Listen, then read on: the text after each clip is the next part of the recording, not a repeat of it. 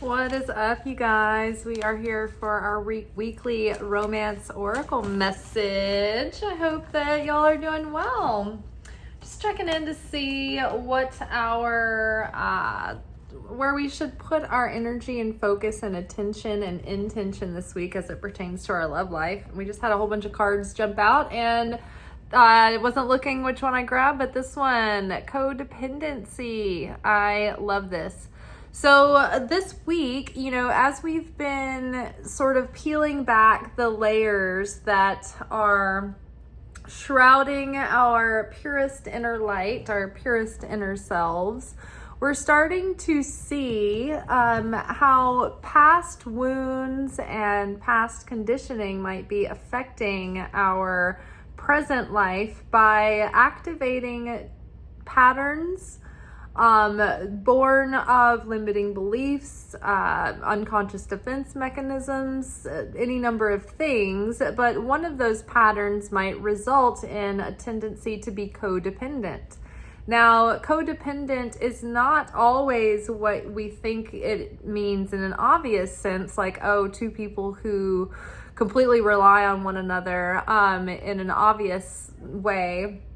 But sometimes it is falling into like dualistic relationship dynamics where there's always a person who is in crisis, and then there's the savior that comes in.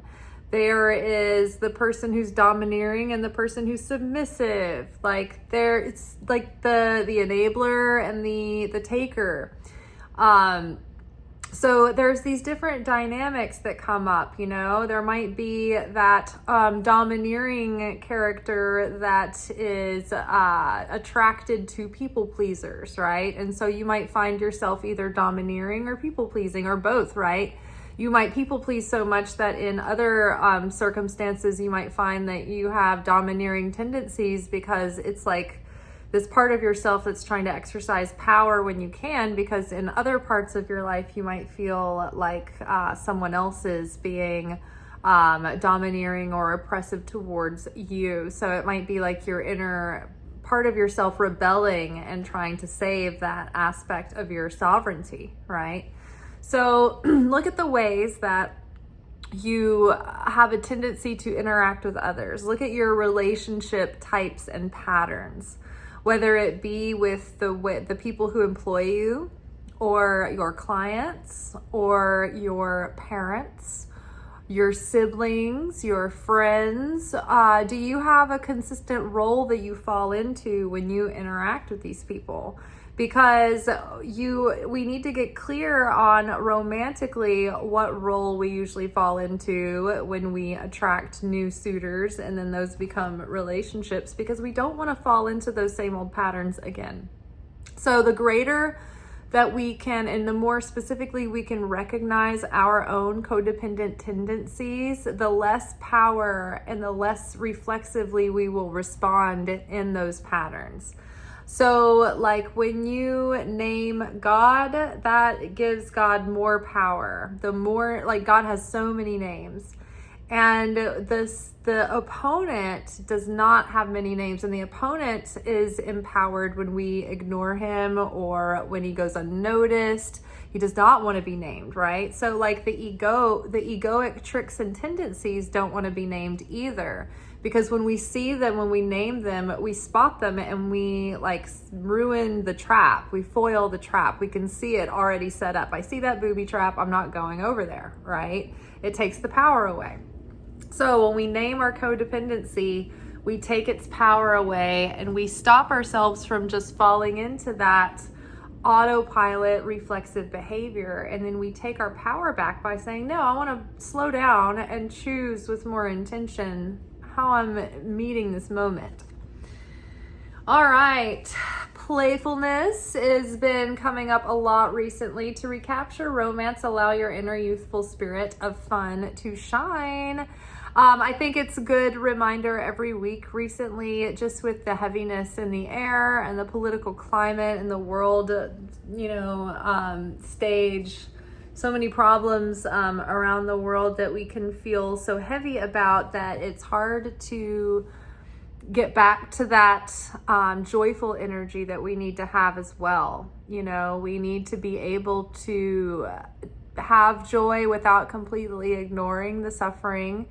And then we need to be able to have compassion for, witness, and feel the suffering and still get back to a state of peace and joy and be able to handle both, to be a paradox. And so in order to attract love and romance, and we have to be projecting playfulness and romance and kind of, you know, have that light within us. And it's funny because this week we've been consistently hearing messages of a renewal of spirit, an emotional renewal coming through, like a new sense of groundedness, even within the uncertainty, even within the chaos. It's like just getting your footing and your bearings within all of it and being able to find that North Star again. We had calling in your soulmate. So, you know, before I even started this video and I was just getting my cards out of the cabinet, I just knew there was going to be a soulmate card come up. And I was already thinking about, are we being the soulmate to ourselves that we hope to call in? Are we keeping promises to ourselves? Are we being consistent and reliable with ourselves? Are we being taking our devotions and commitments seriously? Are we taking our interests and the things that are important to us and the things that we value seriously? So we have to show up for ourselves in that way. You know, I have to, if I'm taking myself seriously and I love myself, then I need to be good about taking good care of myself, keeping my word to myself, acting in my best interests in the long term, right? You know, maybe restricting instant gratification for long-term value, and being reliable to myself, showing up for myself, being committed and consistent to my goals and the things that will, you know, add to my light, into my life, into my resources, right, into my values. So putting in that to myself attracts that same kind of individual into my life, because I'm going to be resonating all of those things, and that calls in someone who's also resonating with those things at the same frequency that we are.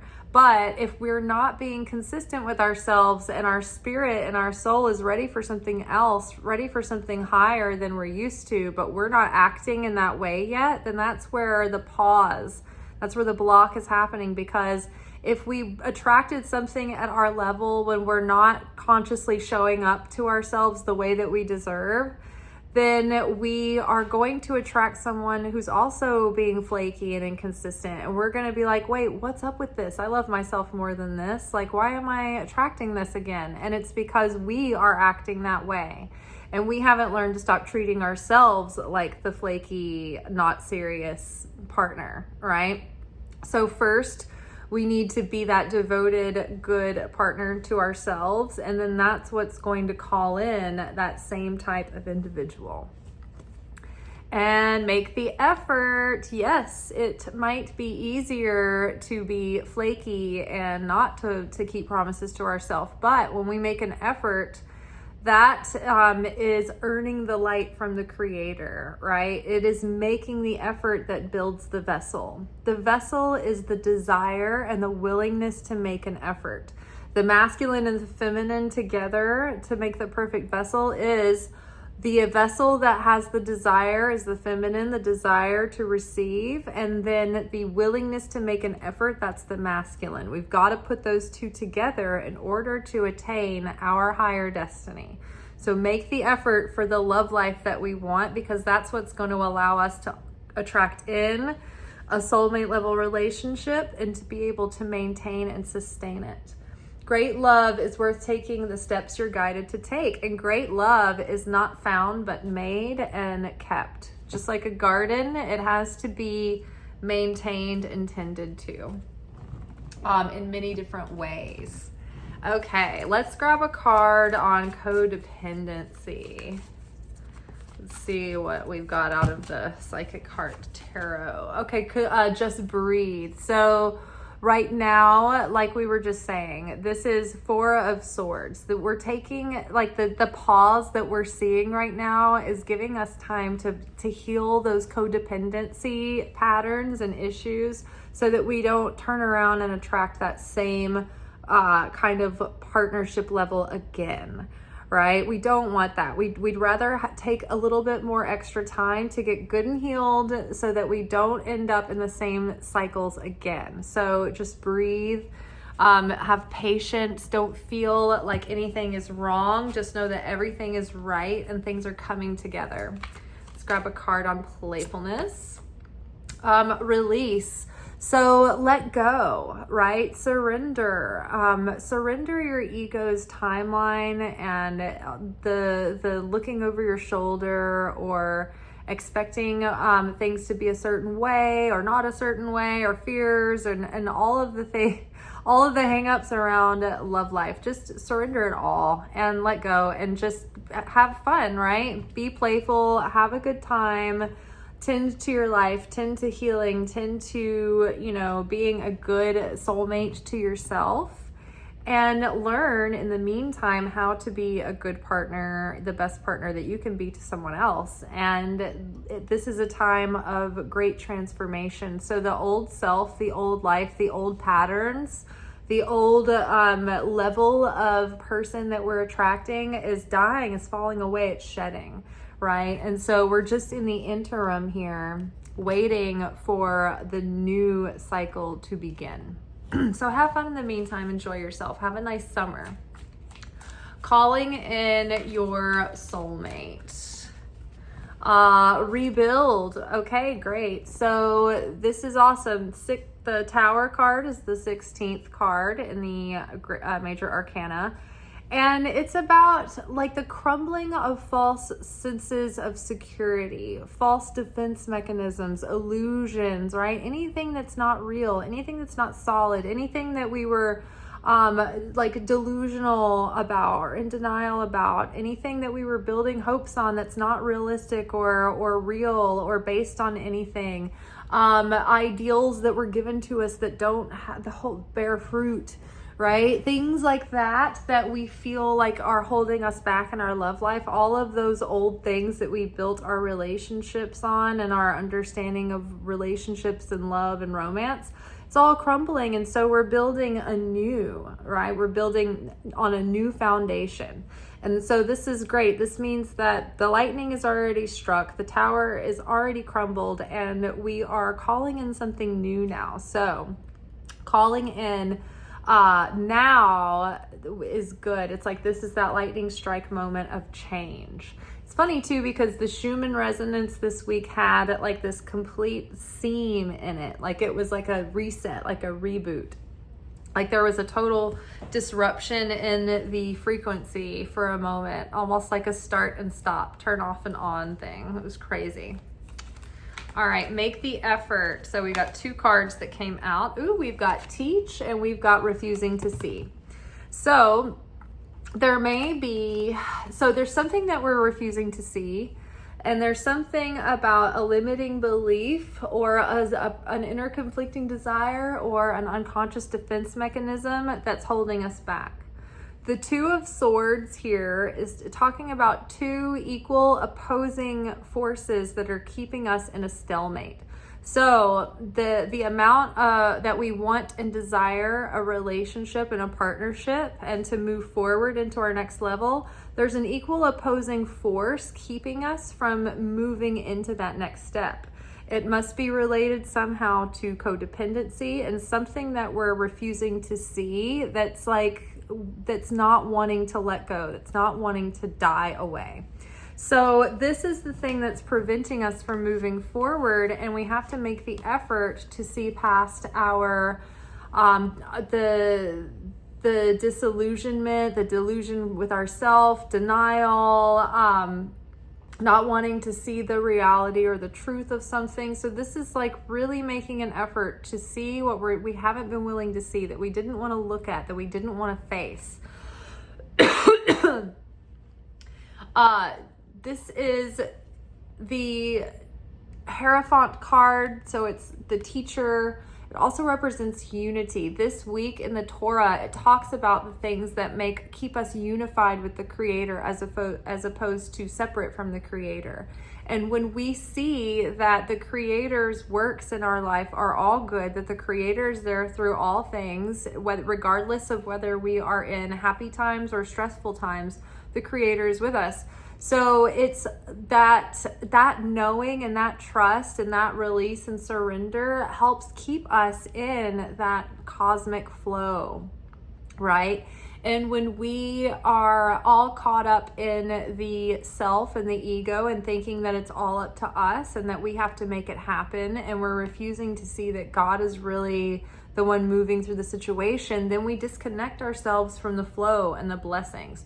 So making the effort to just get over the feeling of lack in your love life and feeling playful and joyous and taking your mind off of something else and just having positive expectancy that good change is coming and that we're shedding the old and we're preparing for better and better and better. All right.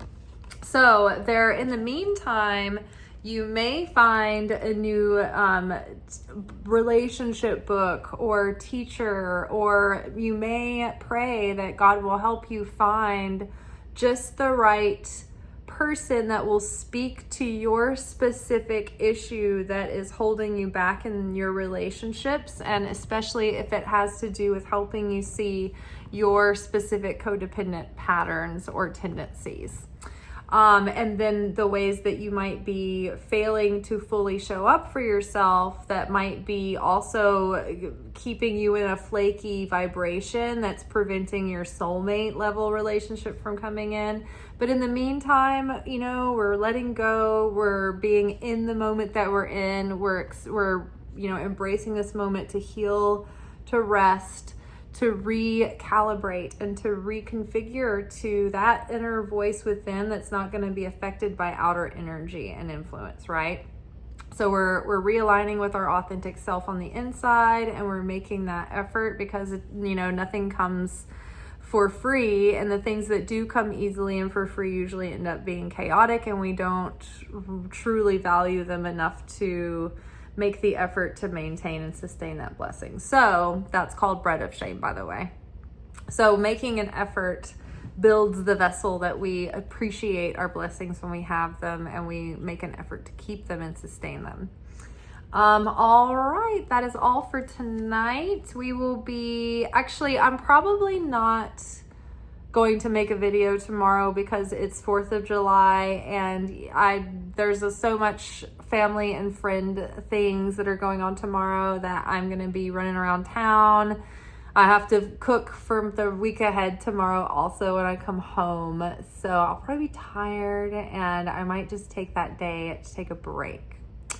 But if you guys are feeling like you're looking for some content tomorrow and you're bored and you want to, do something with your time, the 2025 prediction series is still available in the description box below. And so you could do the summer workshop and the July workshop. And that would be something you could do to fill the day if you wanted. And that's $10. And there's still the whole rest of the year to take advantage of the monthly and seasonal workshops. So I think it's still really worth it. All right, y'all. That is all for tonight. Ciao.